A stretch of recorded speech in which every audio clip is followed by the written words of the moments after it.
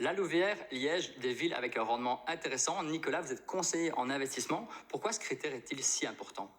Eh bien, le rendement, c'est à la fois une chose qui est intéressante en immobilier, puisque c'est finalement le rapport qui va exister entre le revenu locatif annuel et l'ensemble des capitaux qu'on a injectés dans l'opération.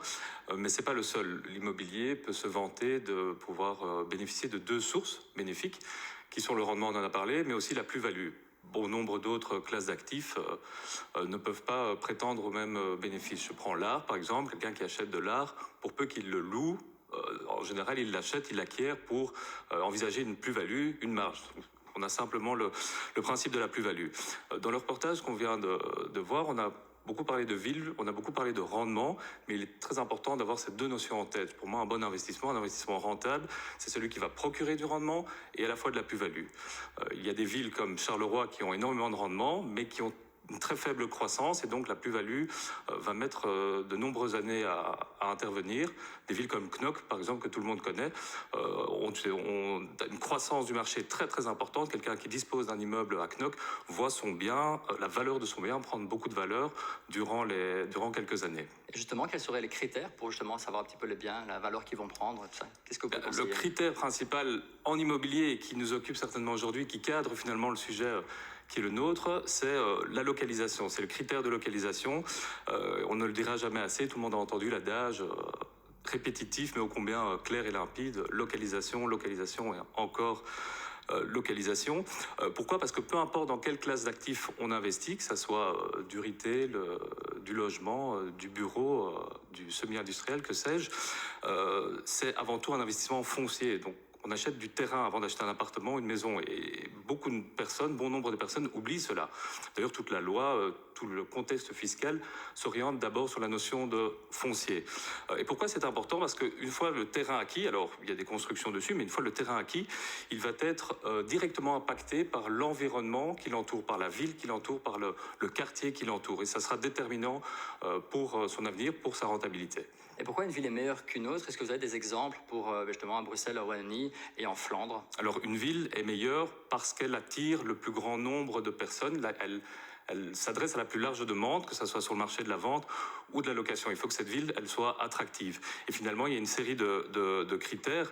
C'est le nombre de résidents actuels, mais surtout le nombre de résidents à venir. Plus il y a de résidents qui rentrent dans la ville, plus finalement elle est attractive. C'est la croissance du marché, donc on en a parlé, la croissance sur laquelle va s'imprimer la plus-value, l'attente, c'est-à-dire la marge bénéficiaire que je vais pouvoir obtenir si je réalise mon actif, si je le vends. Enfin, il y a le revenu moyen des ménages. Plus les ménages ont un revenu important, plus ils ont du pouvoir d'achat, plus ils peuvent consacrer de l'argent dans leur loyer ou dans l'acquisition de leur logement. Et alors, il y a la ventilation entre locataires et propriétaires. Ça, c'est plus il y a de locataires, effectivement, plus une ville est propice à l'investissement, puisqu'on aura un spectre de candidats locataires plus important. C'est un argument qui est trompeur, on le verra, puisque effectivement à Charleroi, il y a beaucoup de locataires, mais la croissance ne suit pas. Et alors, c'est surtout la présence plus ou moins importante de centres d'intérêt, qu'ils soient professionnels, culturels ou commerciaux. Hein. Donc, on parle ici concrètement de centres d'affaires, de bureaux, de centres commerciaux, de réca, de théâtres, de musées, d'écoles. Et depuis quelques années, surtout depuis le Covid, il faut que la ville il fasse bon vivre des parcs et des lieux où Tout à proximité, presque. tout à proximité et de la verdure surtout. Vincent, chaque ville représente des opportunités différentes. Mais qu'est-ce qu'on pourra ajouter à ça? On n'est pas sur un marché lisse, on ne peut pas investir de la même manière à Arlon, à Liège, à Bruxelles. On voit qu'il y a certaines villes où il y a un attrait maintenant qui s'est démultiplié depuis le Covid, principalement en bordure de régions bruxelloises pour ceux qui habitaient la ville et qui se sont retrouvés entre quatre murs, c'était vraiment le cas de le dire à ce moment-là, qui ont cherché des extérieurs. Mais on remarque aussi, d'après une étude de Belfius, que le marché belge dans son ensemble est surévalué aussi d'environ 9% d'après la banque. Alors là, quand on investit dans certains quartiers où on a payé déjà plus cher, où la demande était encore plus forte, on a rallongé encore parce qu'il y a une différence entre le prix de la valeur d'un bien et le prix qu'on est prêt à mettre quand on veut acquérir un bien. Si c'est pour l'occuper soi-même, c'est peut-être un moindre problème parce qu'on va récupérer ça sur la plus-value, notamment à Bruxelles ou dans ces villes qui sont très prisées.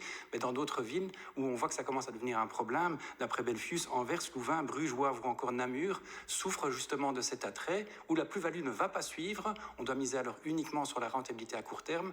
Avant d'investir, il faut quand même bien mesurer le pour et le contre et voir, comme vous l'avez dit, quels sont les potentiels à la fois de rentabilité et de plus-value à terme. Justement, Nicolas, donc vous êtes conseiller. Comment bien choisir sa ville ou son quartier pour éviter les erreurs? Qu'est-ce qu'on pourrait conseiller à nos téléspectateurs? Avant de donner quelques conseils que ce soit, finalement, le meilleur conseil que je puisse donner, c'est de se faire conseiller. Puisque le critère de la localisation est déjà très important, on en a parlé, mais il y a une série d'autres critères qui sont compliqués, qu'il y a lieu de maîtriser, qui sont fiscaux, qui sont autres, qui sont légales. C'est pour ça que des sociétés comme la nôtre finalement existent, c'est pour conseiller les gens à investir convenablement. Et si on reprend le critère de la localisation, prenons une ville comme Bruxelles, dont le paysage est totalement morcelé et disparate. D'une commune à l'autre, tout peut changer, d'une rue à l'autre, tout peut changer. Voici pourquoi il faut mieux maîtriser en tout cas ce critère et tant d'autres. Donc le conseil, c'est de se faire conseiller. Et quelles sont les autres contraintes justement par rapport à ça? Vous dites? Quelles sont les autres contraintes de pouvoir justement bien savoir choisir sa ville, son quartier? Vous conseillez les gens et les contraintes qui sont liées à ça? Au niveau du choix. Bien choisir, c'est ça, oui, effectivement.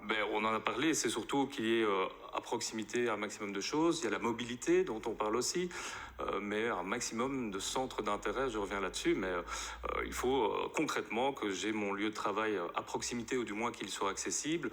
Mais outre cela, il faut qu'il y ait des soins de santé qui soient disponibles. Il y a une série de critères, c'est pas une liste, c'est une liste non exhaustive, mais ça permet de cadrer en tout cas le choix sur lequel on pourra porter son investissement. Diego,